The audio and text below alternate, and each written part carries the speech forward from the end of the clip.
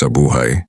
Hindi mawawala ang mga taong huhusga, maninira, at magsasabi ng mga salitang masakit marinig kahit anong gawin mo. May masasabi at masasabi pa rin sila. Pero kaibigan, tandaan mo ito. Hindi mo hawak ang bibig ng iba, pero hawak mo kung paano ka tutugon. Kapag pinili mong magparaya, hindi ibig sabihin na mahina ka.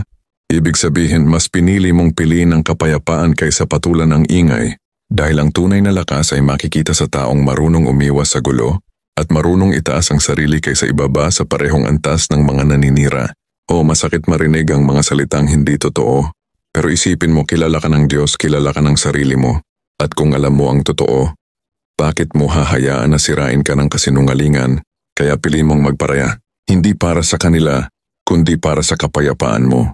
Dahil habang nagpaparaya ka, mas lalo mong natututunang maging matatag at mas lalo mong pinapakita na ikaw ay may dignidad at respeto sa sarili.